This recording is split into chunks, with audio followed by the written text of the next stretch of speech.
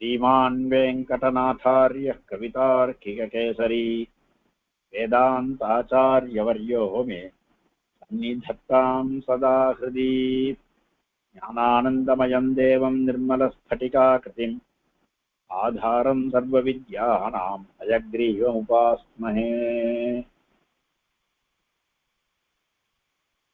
गते तु भरते श्रीमान् सत्यसन्धो जितेन्द्रियः रामस्तु पुनरालक्ष्य नागरस्य जनस्य च तत्रागमनमेकाग्रः दण्डकान् प्रविवेशः।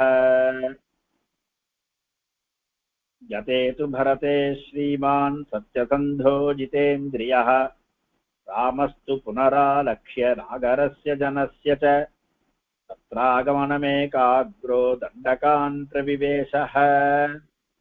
गते तु भरते श्रीमान् सत्यसन्धः जितेन्द्रियः रामः तु पुनः आलक्ष्य नागरस्य जनस्य च तत्र आगमनम् एकाग्रः दण्डकान् प्रविवेश அப்படின்னு பதச்சேதம். இதுக்கு முன்னாடி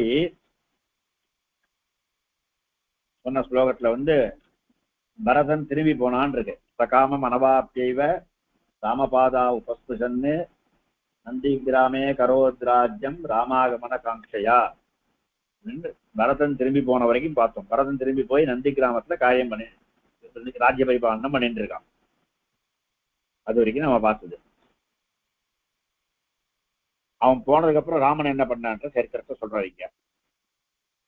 கதே து பரதே பரதே கதே து பரதன் சென்ற பிறகு கைகேயி புத்திரனான பரதன் கதே சென்ற பிறகு சத்தி சப்தமி அவன் சென்ற பிறகு ஸ்ரீமான் ஸ்ரீமானான லக்ஷ்மிவான் சத்யசந்தா சத்யசந்தனான சத்திய பிரதிஜையை உடையவனான ஜிதேந்திரியா இந்திரியங்களை அடக்கினவனான ஏகாகிரஹா மனதை ஒருமுகப்படுத்தியவனான ராமஹா ராமன் நாகரஸ்ய நகரத்தில் உள்ளவர்கள் நகரே பவாக நாகராக நகரத்தில் உள்ளவர்களுடைய ஜனஸ்ய அந்த ஜனங்களுடைய தத்ர ஆகமனம் அந்த இடத்திற்கு இருக்கிற சித்திரகூடத்துக்கு ஆகமனம் அங்க வருதலை புனகா ஆலக்ஷ்ய மறுபடியும் ஆலோசித்து மறுபடியும் சம்சயித்து ஆலக்ஷ்ய தண்டகான் பிரவிவேச தண்டகத்துக்கு தண்டகம் என்ற பெயருடைய காட்டினுள்ளே பிரவிவேச உள்ளே நுழைந்தார். அப்படின்றது அவ்வியம் விஷம சூச்சகம் அथवा விஸ்மய சூச்சகம் ரெண்டும் சொல்லலாம். உள்ள போனா இல்லையா அப்படின்னு இன்னொரு சொல்ற. பரதே கதே பரதன் சென்ற பிறகு பரதன் திரும்பி போயாச்சு அல்லது போன சோகத்தை சொல்லியாச்சு. அவன் பரதன் போய் நந்தி கிராமத்துல ராஜ்யம் பண்ணான்னு. அவன் சென்ற பிறகு என்ன பண்ணான்னா இந்த இடத்துல ராமாயணத்துல இங்க இருந்தா நமக்கு சரிப்பட்டு வராது இனிமே அப்படின்னு ராமன் தீர்மானம் பண்ண. ஏன்னா ராமன் பெருமாள் இருக்கிற இடம் சித்திரக்கூட்டம் தெரிஞ்சு போச்சு. அது காட்டுல முதல்ல உள்ள நுழையர்ச்சியே காட்டுல முதல்ல இருக்கார் அவர். அதனால ஜனங்கள் அயோத்தியில் இருக்க ஜனங்கள் எல்லாருக்கும் தெரிஞ்சு போச்சு. அதனால எல்லாரையும் அழிச்சுன்னு தானே பரதன் வந்தான். அயோத்தி ஜனங்கள் எல்லாரையும் அழிச்சுன்னு வந்தானோ இல்லையோ. அதனால திருப்பி இங்கேயே நாம இருந்தோமானா இவாள்லாம் இந்த ஜனங்கள்லாம் மறுபடியும் நம்மளை பாக்குறதுக்குன்னு வருவா. இருக்கிற இடம் தெரிஞ்சு போச்சு. அதனால பரத்வாஜர் கேட்க வேண்டிய அவசியம் இல்லை. நேரம் இங்கேருந்து கங்கையை கடந்து வரணும். அப்புறம் அந்த யமுனையை தாண்டணும், மந்தாகினியை தாண்டணும். இந்த மலை இருக்கு. இந்த மலை கிட்ட போனோம்னா ராமன் இருக்கார். நம்ம எப்ப வேணா போய் சேவிச்சுட்டு வரலாம். நம்ம கஷ்டத்தை போய் சொல்லலாம். ராமன் தான் ராஜா, நம்ம கஷ்டத்தை ராஜாட்ட சொல்லணும்னு மறுபடியும் ஜனங்கள்லாம் இங்க வந்தாருன்னா ராமனுக்கு காட்டுல இருக்கிறதுன்ற ஒரு பிரயோஜனமே போயிடும். காட்டுல தானே இருக்க சொல்லிருக்க, ஜனங்களோட கூட இருக்கக்கூடாதுன்னு சொல்லிருக்காரு. அந்த காட்டிலேயே எல்லாரும் வர ஆரம்பிச்சார்னா, முன்னெல்லாம் கிராமத்துல ஏகாந்தமா இருப்பா பெரியவாள்லாம். அதே சமயத்துல நிறைய பேர் வர ஆரம்பிச்சோன்னா இந்த கிராமத்தை இப்ப ஏகாந்தம் போயிடுச்சுங்குவாங்க. உதாரணம் சொல்லணும்னா இப்ப முதலாந்தரத்தை சொல்லலாம். முன்னெல்லாம் முதலாந்தரத்தை சமயம் எழுதிட்டு ஏகாந்தமா இருக்கும், நிம்மதியா இருந்த பெரியவாள்லாம். இப்ப அந்த இடத்துல ஒரு ரட்சையா போயிடுது, ஒரே ரொம்ப இதுவா போயிடுது, நிறைய பேர் வந்து போறது. அந்த மாதிரி அந்த ஏகாந்தம் போயிடுச்சுன்னா பெருமாளுக்கு மறுபடியும் ஜனங்கள்லாம் வந்து போயிட்டு இருப்பா. அது ஐகாந்தத்துக்கு பங்கம் வரும் அப்படின்றபடியினாலையும் பெருமாள் தண்டகதேது பரதே ஸ்ரீமான், இதுல ஸ்ரீமான்னு சொல்றார். எதுக்கோசரம் ஸ்ரீமான் ஒரு லட்சணம் ஒரு விசேஷனம் கொடுத்தார் அப்படின்னா, இவர் பரதன் சொன்னான் அப்படின்னா பரதன் மாத்திரம் சொல்லல, இவன் கேட்கச்சா ரிஷி வந்திருக்காரு, வசிஷ்டர் முதலான மந்திரிகள்லாம் வந்திருக்கா. வசிஷ்டர் சொல்றார், அவன் ஐஷன் போறதுக்கு வந்திருக்கார். அம்மாக்கள்லாம் வந்திருக்கா. எந்த அம்மா காட்டுக்கு போனாலோ அவளே திரும்பி உன ஐஷன் போக வந்திருக்கேன்னு கைகையும் வந்திருக்கா. அதனால இத்தனை பேர் இருக்கச்ச இத்தனை பேரும் அவனை கூப்பிடச்ச திரும்பி போயிருக்கலாம் முடியும். ஆனா போல. ஏன்னா பெருமாளுக்கு ஒரு பிரதிஜை பண்றார், நான் 14 வருஷம் நான் காட்டுல இருப்பேன் அப்படின்னு கைகிட்டே ஒரு பிரதிஜை பண்றார். அந்த பிரதிஜையை பங்கம் பண்ணாதபடியினால ஸ்ரீமான் அப்படின்னு லட்சணம் போட்டிருக்கார் அப்படின்னு. ஏன்னா பிரதிஜாபங்க பயஜனித விஷாத விகமாது உற்பன்ன காந்தி விசேஷான்னு கோவிந்தராஜ வியாக்கியானம் பண்றார். பிரதிஜா பங்கத்தினால பிரதிஜா பங்கம் பிரதிஜா அந்த பிரதிஜைக்கு பங்கம் வந்துருமோன்னு நினைச்சுன்றதுல அந்த பங்கம் வராதபடியினால இவருக்கு முகத்துல ஒரு இன்னொரு பிரகாசம் தோணித்தான். அதனால ஸ்ரீமான் ஒன்னு, அது ஒரு வியாக்கியானம்.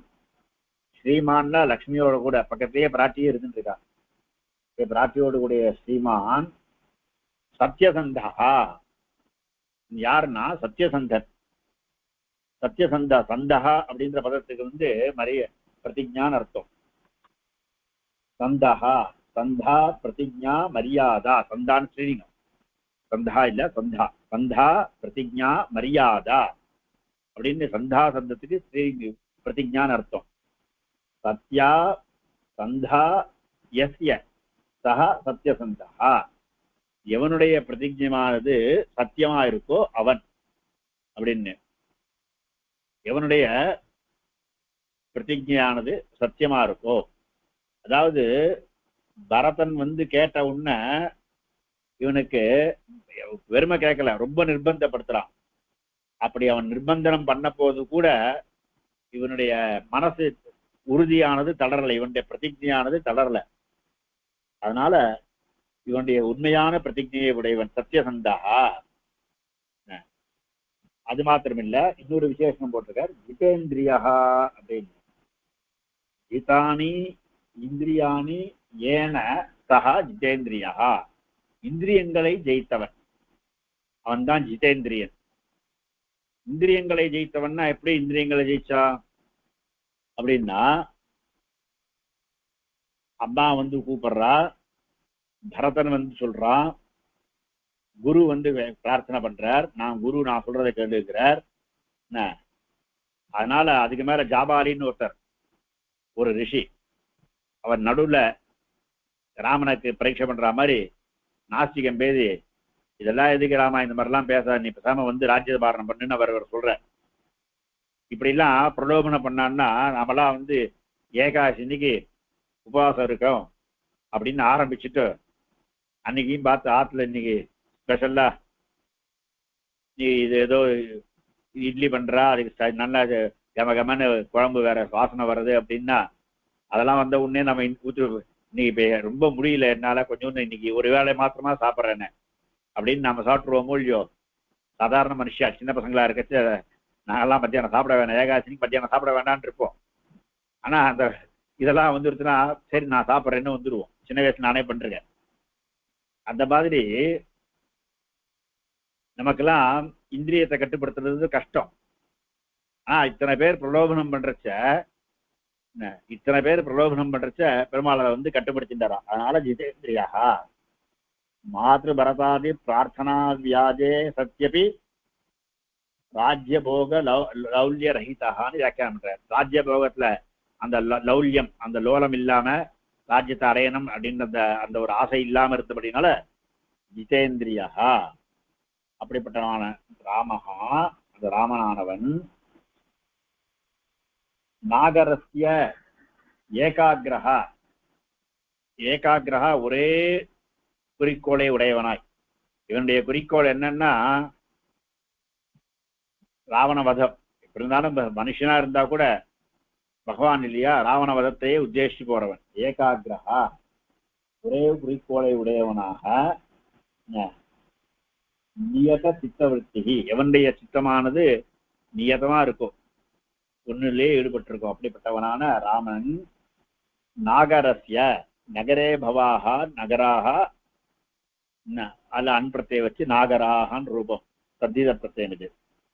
நாகரஸ்ய ஜனஸ்ய நாகரருடைய ஜனங்களுடைய தத்ர ஆகமனம் தத்ர அந்த இடத்திற்கு அந்த சித்திரகூடத்துக்கு ஆகமனம் மறுபடியும் வருகையை திரும்பி வருவானே புனகா ஆலக்ஷ்ய மறுபடியும் அதை திரும்பி வருவான் என்பதை ஆலோசித்து புனகா ஆலக்ஷ்ய தண்டகான் பிரவிவேசக தண்டகத்தில் தண்டகான் அப்படின்னா தண்டகாவனம் தண்டகாவனத்தை பொதுவாக நாடுகளை சொல்றச்ச பகுவச்சனத்தை சொல்ற வழக்கம் உண்டு. பாரதேஷு எங்க நீ வசிக்கிற அப்படின்னா பாரதே வசாமின்னு சொல்லலாம், பாரதேஷு வசாமின்னு சொல்லலாம். அந்த மாதிரி இந்த பகுவச்சனமும் சொல்லலாம். அதனால பகுவச்சனம் தண்டகான் தண்டகாவனத்தில் பிரவிவேசக நுழைந்தான் அல்லவா அப்படின்னு. இதுக்கு வந்து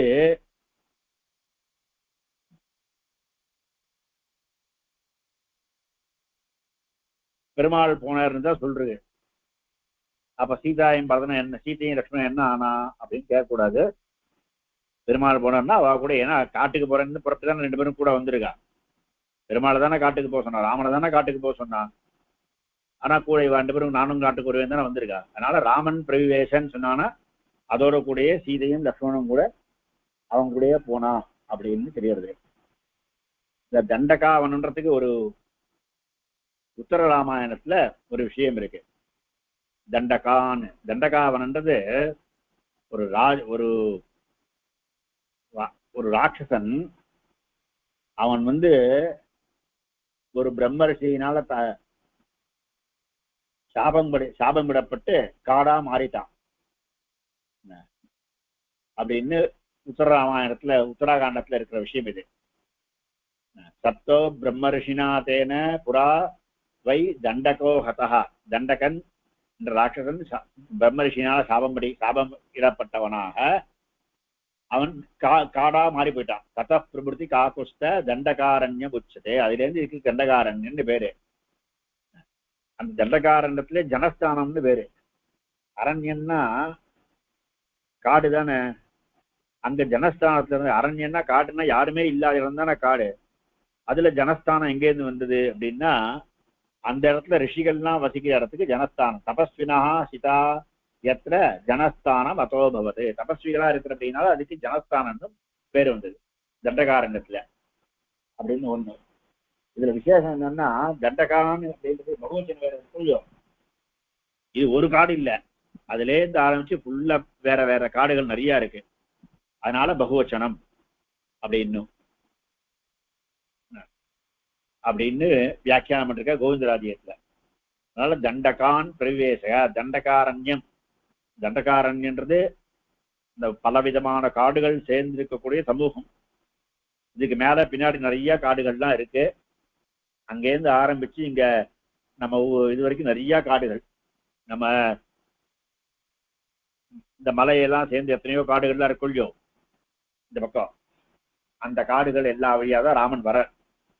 அதனால பலவிதமான காடுகள் இருக்கிற அப்படின்னால பகவச்சன் சொல்றா அப்படின்னு. தண்டகான் பிரவிவேச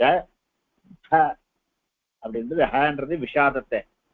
இங்க இருந்து ராமன் காட்டுக்குள்ள இன்னும் பயங்கரமான காட்டுக்குள்ள போறாரு இல்லையா அப்படின்னு இந்த கவி தன்னுடைய கஷ்டத்தை வெளிப்படுத்துறார் ஹ அப்படின்ற அந்த அபியத்தினால அப்படின்னு.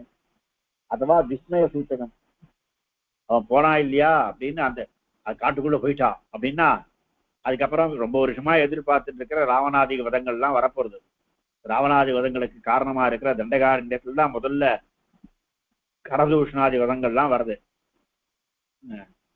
கரதூஷணாதி வதங்களை பத்தி அரண்ய காலத்துக்கு பின்னாடி வருது. இதனால ராமாயணத்துல மெயின் பார்ட் இங்கேருந்து ஆரம்பம்.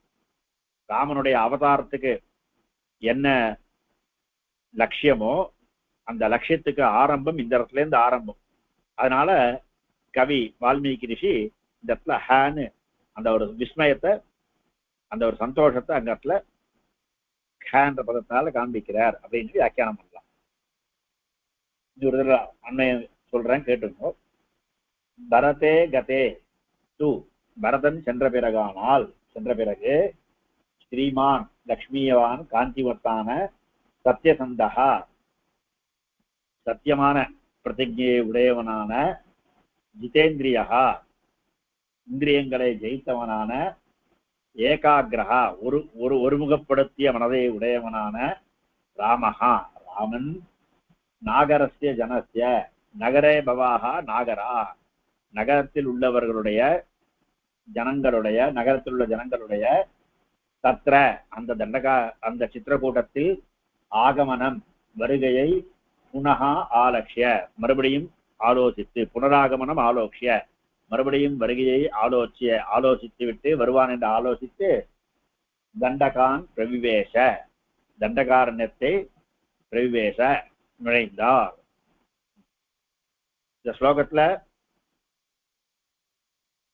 கிரியாபதம் பிரவிவேஷ அப்படின்னு விஷ் தாத்து பிராபூர்வகமாய விஷ் தாத்து, இது கர்த்தரி லிட்டு பிரயோகம். அதனால பிரவிவேஷ விவேஷ விவிஷத்து விவிஷூன்னு ரூபம்.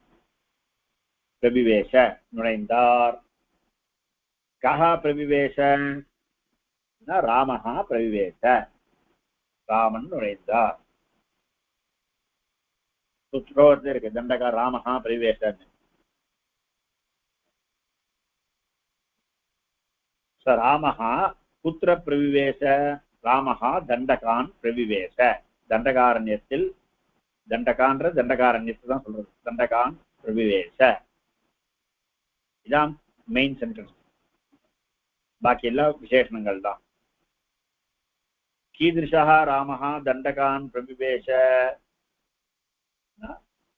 ஸ்ரீமான் ராமஹா தண்டகான் பிரவிவேஷ. புனः कीदृशः रामः, सत्यसन्धः रामः दण्डकान् प्रविवेश.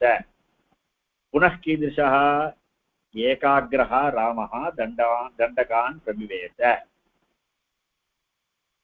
पुनः कीदृशः रामः जितेन्द्रियः रामः दण्डकान् प्रविवेश.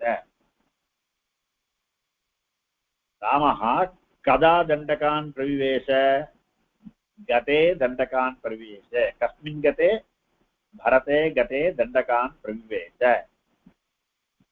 रामः किमर्थं दण्डकान् प्रविवेश, किम् आलक्ष्य, किं कृत्वा दण्डकान् प्रविवेश, आलक्ष्य दण्डकान् प्रविवेश. किम् आलक्ष्य दण्डकान् प्रविवेश, आगमनम् आलक्ष्य दण्डकान् प्रविवेश.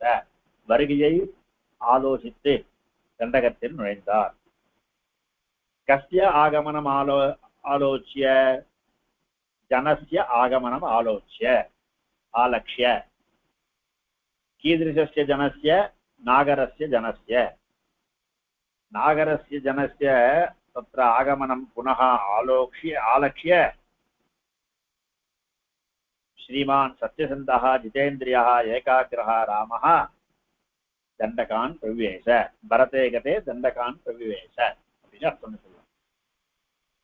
இந்த ஸ்லோகத்துல சந்திகள்லாம் ராமஸ்து, ராமஹா து விசர்க சந்தி சகாரம், இது விசர்க்கம் சகாரமா மாறி இருக்கு ராமஸ்துன்னு.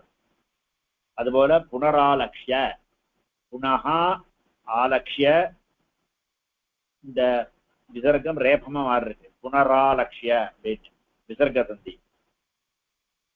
தத்ர ஆகமனம் தத்ராகமனம் சவர்ண தீர்க்க சந்தி. தத்ர இங்கேயும் அகாரம் அங்கேயும் அகாரம், ரெண்டு அகாரமும் சேர்ந்து ஆவும் சேர்ந்து ஒரே ஆணு தத்ராகமனம் அப்படின்னு.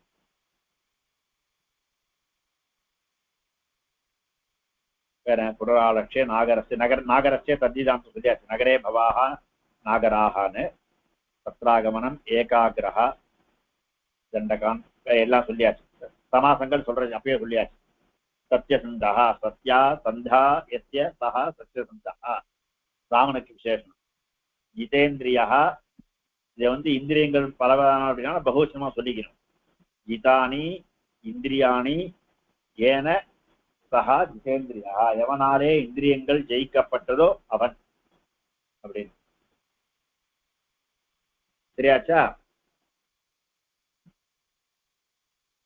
சம்சயம் உண்டா இந்த கேள்வி? இதுல அன்வயம் சொல்ல முடியுமா? அன்வயம் சொல்றேன். பரதே கதே தூ, பரதன் சென்ற பிறகு, தூன்றது அந்த இடத்துல இதை எதையும் வேறுபடுத்துறது. இதுக்கு முன்னாடி இருந்த கதை பரதனை பத்தி, இது இப்போ ராமனை பத்தி சொல்ற. அதனால பரதன் போயாச்சு, இங்க ராமன் என்ன பண்ணான்னா அப்படின்னு நம்ம சொல்லுவோம் இல்லையா?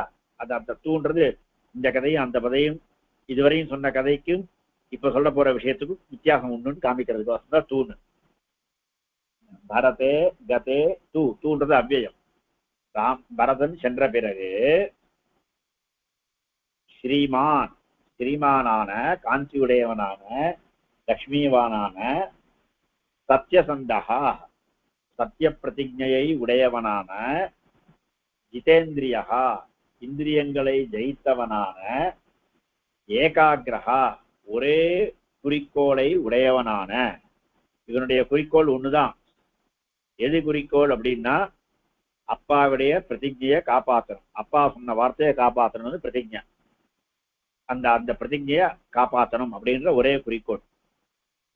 அதான் இந்த இடத்துல கெட்டமா சொல்றது. இது துவனிக்கிறது என்னன்னா, இவனுடைய ஒரே குறிக்கோள், இந்த ராமா அவதாரத்துக்கு உள்ள ஒரே குறிக்கோள் ராவணாதி வதங்கள் தான். அதையே புத்தி உடையவன்னு இது துவனிக்கிற விஷயம். ஏகாகிரகான்றதுக்கு ஒரே ஒரு குறிக்கோள் உடையவன். அந்த குறிக்கோள் என்னன்றது என்னன்னா, சாதாரணமா இந்த இடத்துல கிடைக்கிற அர்த்தம் பிரதிஜையை அப்பாவுடைய வார்த்தையை காப்பாத்துறது அப்படின்ற குறிக்கோள் அப்படின்னு. இங்க துணிக்கிற அர்த்தம் ராவணவதத்தை குறிக்கோளாக உடையவன் துணிக்கிற அர்த்தம். ஏகாகிரஹா, ஒரே குறிக்கோளை உடையவனான ராமஹா, ராமன் நாகரஸ்ய ஜனஸ்ய, நகரத்தில் உள்ளவர்களான ஜனங்களுடைய தத்ர ஆகமனம், தத்ர அந்த சித்திரக்கூட்டத்தில் ஆகமனம் வருகையை ஆலக்ஷ்ய ஆலோசித்து, அதை பிரதீட்சித்து மறுபடியும் வாங்க வருவா என்று ஆலோசித்து தண்டகான் தண்டகாவனத்தில் பிரவிவேஷ உள்ளுழைந்தார். விஸ்மயம் அதுவா விஷாதம். இதோட கூட அரண்ய காண்ட விஷயம், இது அயோத்தியா காண்ட விஷயம் இதோட முடியாது. இதுக்கு மேல சொல்ல போறது அரண்ய காண்ட விஷயம். அதனால இது வரைக்கும் நாம ராமாயணத்துல பாலகாண்டமும் அயோத்தியா காண்டம் 2 காண்டத்துடைய கதையை நம்ம தெரிஞ்சுட்டு இருக்கோம். இந்த இடத்துல என்னன்னா, அயோத்தியா காண்டத்துல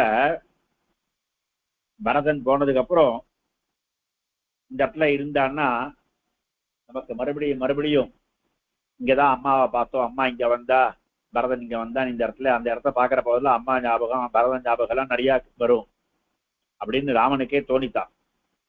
அதனால ராமன் என்ன பண்ண, இந்த இடத்த விட்டு கிளம்பி போயிடலாம் அப்படின்னு முடிவு பண்ணார். இந்த இடத்த விட்டு கிளம்பி போயிடலான்னா அப்ப அங்க இருக்கிற போற வழியில அத்திரி மகர்ஷியும் அனசூயா 2 பேரும் பாரியாவும் பர்த்தாவும், அனசூயா பாரியா அத்திரி பர்த்தா, அவர்களை பார்த்து அவர்கள்ட்ட பேசிட்டு அங்கேருந்து தண்டகாரணத்துல போறான் அப்படின்னு இருக்கு. இந்த அத்திரி அனசூயா சீதா சம்பாதம்னு அந்த இடத்துல ரொம்ப விசேஷமா சொல்றது. அனசூயான்ற ஒரு ரிஷி பத்னி, அவள் சீதையிட்ட கேட்கிறா, உன்னுடைய சுயம்பரம் ரொம்ப நன்னா நடந்துதாமே அப்படின்னு அவ கேட்டு அதை பத்தி சொல்லு அப்படிங்கிறா. அந்த சுயம்பரம் நடந்த கதையெல்லாம் சொல்றா. அந்த இடத்துல ஒரு வார்த்தை சொல்றா சீதை, என்ன அவர் அந்த வில்ல நாணயத்துறதுக்கு முயற்சி பண்றச்சே வில்லு முறிஞ்சு போச்சு, எங்க அப்பா பொண்ணு கொடுக்குற என்ன கல்யாணம் பண்ணிக்கோன்னு அவர்கிட்ட சொன்னார். நான் அவர் ஒத்துக்கல, எங்க அப்பா சொன்னாதான் நான் கல்யாணம் பண்ணிப்பேன்னு சொன்னேன் அப்படின்னு இந்த இடத்துல சீதா சொல்ற வார்த்தை இது.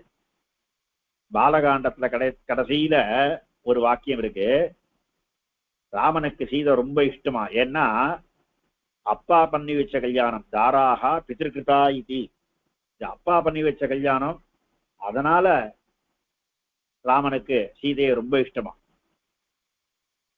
அப்படின்னு. ஆனா கல்யாணம் இவரா போய் சுயம்பரம் பண்ணி நடந்த சுயம்பரத்துல இவர் ஜெயிச்சது தானே, இவர் தானே தீர்மானிச்சார். அப்பா பண்ணி வச்ச கல்யாணம்னு எங்க வரும்னு அங்க ஒரு கேள்வி நிக்கிறது. அதுக்குதான் இங்க பதில், சீதா சொல்ற பதில் இங்க கிடைக்கிறது. கல்யாணம் இது ஆன அப்புறம் சரி உனக்கு பொண்ணு வில்ல முறிச்சிட்டா சுயம்பரத்துல ஜெயிச்சுட்ட, நீ உனக்கு நான் பொண்ணா கொடுக்குறேன் கல்யாணம் பண்ணிக்கோன்றச்ச, கல்யாணம்னா என்ன அதெல்லாம் கிடையாது, எங்க அப்பா சொன்னாதான் கல்யாணம் பண்ணிப்பேன், எங்க அப்பா தான் கேட்கணும் அப்படின்ட்டாராம். அதனால பரதன் இவர் ஜனகர் எல்லாரையும் இவர அப்பாவை அழிச்சுன்னு வர சொல்லி, அவ அப்பா ராமானை கல்யாணம் பண்ணிக்கோன்னு சொன்ன அப்புறம் தான் கல்யாணம் பண்ணிட்ட அப்படின்னு இத சீதா பிராட்டி சொல்ற விஷயம் இது. அனசூயா கிட்ட அந்த அனசூயான்ற அவளே ரொம்ப பெரிய மகர்ஷியோட பத்னி, அவளே நல்ல தபஸ்வினி, அவளே நிறைய தபஸ்தக்தி உடைய அந்த அனசூயா ரிஷி என்ன சொல்றா, நிறைய ஆபரணங்கள்லாம் அவ கொடுக்குறா சீதைக்கு அவளுடைய சக்தியினால, இதெல்லாம் நீ எப்பவும் போட்டுக்கணும்னு. அப்பவும் சீதை என்ன பண்றா, இதெல்லாம் நீ எனக்கு உடனே போட்டுட்டு காம்பி அப்படின்னு சொல்றா. சீதை ராமன் கிட்ட இந்த மாதிரி அவ கொடுக்குறேங்கிறா, நான் வாங்கிக்கிட்டமான்னு கேட்டுட்டு தான் போட்டுக்கிறா. யாரோ கொடுத்தா, அவ கொடுத்தா நான் வாங்கி போட்டுட்டேன், நீ யார் என்ன கேட்கறதுக்குன்னு கேட்கல. ராமன் கிட்ட இந்த மாதிரி ரிஷி பத்னி இந்த மாதிரி சொல்றா, அவள்கிட்ட ராமன் கிட்ட காண்பிச்சுட்டு அதுக்கப்புறம் தான் அவ அந்த திருவாபரணங்கள்லாம் சாத்திட்டு அனசூயைக்கு காண்பிக்கிறான் எப்படி இருக்குன்னு. இந்த திருவாபரணங்கள்லாம் தான் ஏற்கனவே அவர் கொடுத்த திருவாபரணம், இந்த திருவாபரணங்கள்லாம் தான் பின்னாடி உபயோகம் வருது, அதுக்கு பின்னாடி உபயோகம் இருக்கு கிருஷ்ணதா காண்டத்துல. அதே விஷயம் என்னன்னா, சீதைக்கு அனசூயா கொடுத்தா அப்படின்னு உன்ன போட்டுன்றல, ராமன் கிட்ட அனுமதி கேட்டுண்டு போட்டுண்டா அப்படின்னு அங்க துணிக்கிற மாதிரி ஒரு வாக்கியம் வரும் அந்த இடத்துல. இதெல்லாம் தான் தர்ம சூக்ஷ்மங்கள் அங்க தெரிஞ்சுக்க வேண்டிய விஷயங்கள் ராமாயணத்துல. அதுக்கப்புறமா சரி சந்தியா காலம் ஆயிடுத்து, எல்லாரும் காரியத்தை பார்ப்போம் அப்படின்னு சந்தியா காலத்துல சந்தியாவந்தன காலத்துல சந்தியாவந்தனம் பண்ணணுன்றது அந்த இடத்துல சந்தியா காலம் ஆயிடுத்து, அஸ்தமிக்க போறது, அதனால நீங்க இன்னைக்கு ராத்திரி இங்கேயே தங்கிட்டு போங்க அப்படின்ற. அங்க தங்கி அன்னைக்கு சந்தியா காலத்துல இது பண்ணிட்டு சந்தியாவந்தன காரியங்கள்லாம் முடிச்சுட்டு அன்னைக்கு ராத்திரி தங்கி மறுநாள் காத்தால தண்டகாரத்துக்கு போவான்னு கதை வரும். அதனால என்னன்னா, அந்த காலத்துல இருட்டுல யாரும் யாத்திரை பண்ண மாட்டார், எந்த யாத்திரையுமே பகல்ல யாத்திரை பண்ணி கார்த்தால காரியங்கள்லாம் முடிச்சுட்டு சீக்கிரமா முடிச்சுட்டு பகல்ல யாத்திரை பண்ணி எங்க போய் நிக்கிறாளோ அந்த இடத்துல போய் நின்று ராத்திரி நின்றுட்டு ராத்திரி தங்கிட்டு மறுபடியும் மறுநாள் காத்தால தான் யாத்திரை. நைட் டிராவல்ன்றதே கிடையாது அந்த இடத்துல அந்த காலத்துலாம். அந்த மாதிரிதான் அன்னைக்கு ராத்திரி அங்க தங்கிட்டு மறுநாள் தண்டகாரணத்துல பிரவேசிக்கிறார். தண்டகாரணத்துல பிரவேசித்தார் அப்படின்றது கூட இந்த அயோத்தியா காண்டம் முடியும். இந்த அயோத்தியா காண்டத்தின் முடிவு தான் இந்த ஸ்லோகம். சரியா? அன்வயம் சரியா வந்துருத்தா? என்ன டவுட் சொல்லுங்க.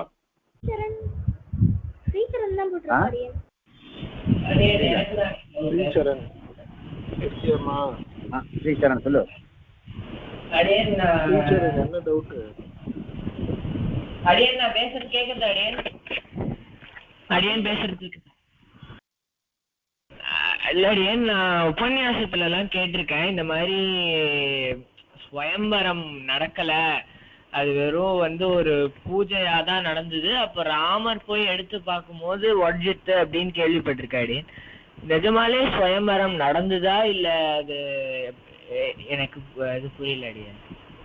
ஸ்வயம்பரம் முன்னாடியே நடந்தது.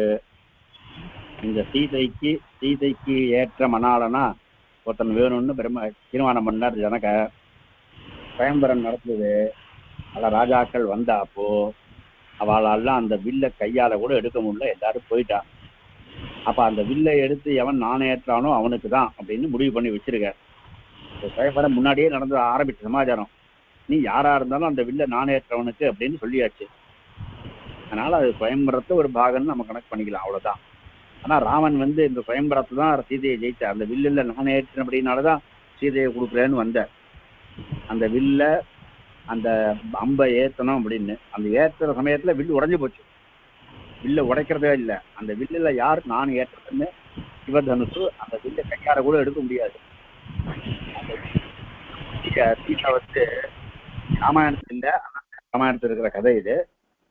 அந்த வில்லு வச்சிருக்கிற பொட்டிய வில்லு வச்சிருக்கிற பொட்டிய நிறைய ராட்சச இந்த இவாள்லாம் கர்மச்சராள்லாம் ராஜாண்டிய சைனிகால் ரொம்ப பேரு பெரிய பொட்டியை இழுத்துன்னு வந்தான்வா. அப்படிப்பட்டதான பொட்டி.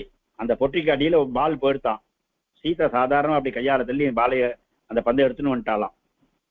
அப்பதான் இவ்வளவு பலம் உள்ள இந்த பொண்ணுக்கு நல்ல இந்த வில்லுல நாணேற்றவனா கூடியனான ஒருத்தனை தான் நம்ம கொடுக்கணும் அப்படின்னு அவர் தீர்மானிச்சு இதை ஒரு சுயம்பரமா அனௌன்ஸ் பண்ணார். பல ராஜாக்கள் அங்க ராவணன்லாம் கூட வந்திருந்தான். அவனால யாராலையும் அந்த வில்ல கையால கூட தொட முடியல. தொட்டு கைய துளி கூட நகர்த்த கூட முடியல. ஆனா ராமன் அனாயாசமா அதை பண்ண. அதனால சுயம்பரம் முன்னாடி நடந்தது. இதுதான் சுல்கமா கன்யா சுல்கமா இதுதான் ஜனகர் நிச்சயித்து இருந்தது. அதனால சுயம்பரம் அந்த சமயத்துல பல ராஜாக்கள்லாம் வந்தான்னு அவசியம் இல்லை, ஏற்கனவே நடந்தாச்சு. அது ஒன்றும் நடக்கல. அப்புறம் ஜனகருக்கே கொஞ்சம் என்னடா அது இந்த எவனுமே யாருமே இல்லையே அப்படின்னு. இருந்தாலும் யாராவது ஒருத்தர் வருவான்னு எல்லாருக்கும் ரிஷிகளுக்கெல்லாம் தெரியும் இல்லையா, பெசாம இதுக்கு உடையவன் வருவான்னு அவெல்லாம் சொல்லி சமாதானப்படுத்தி வச்சிருந்தா. அந்த வில்லு தான் விஸ்வாமித்திர வில்ல பார்க்கணும் அப்படின்னு கொண்டு ராமா இந்த வில்ல பாரு அப்படின்றார். இப்ப ராமன் வில்ல பார்த்தவன ஸ்வயம் வீரனா அப்படின்னால இந்த வில்லை எடுக்கட்டுமா கையால எடுக்கட்டுமா நான் பானம் ஏத்தட்டுமான்னு கேட்கிறார். பண்ணி பாரு அப்படின்னு விஸ்வாமித்திரருடைய அனுமதியினால் அவர் பண்றார். ஆனா இது ஸ்வயம்பரம் முன்னாடி இருந்ததுன்னு தான் அர்த்தம்.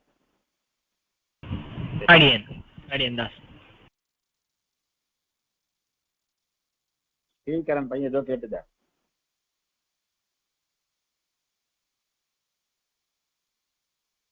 ஹலோ அடியன், இப்ப நான் தான் அடியன் கேட்டேன். இதான் கேட்டதா? சரி சரி, முடிச்சிடலாமா? நாளைக்கே வச்சுக்கலாம். நாளைக்கே சொல்றேன். கதேஷு பரதே ஸ்ரீமானே சத்யசந்தோ ஜிதேந்திரியः ராமஸ்து புனராலக்ஷ்ய நாகரஸ்ய ஜனஸ்ய ச தத்ராகமனமேகாக்ரஹ தண்டகான் பிரவிவேஷः. கவிதார்க்கிக சிம்ஹாய கல்யாண குணசாலினே ஸ்ரீமதே வெங்கடேஷாய வேதாந்த குரவே நமஹ.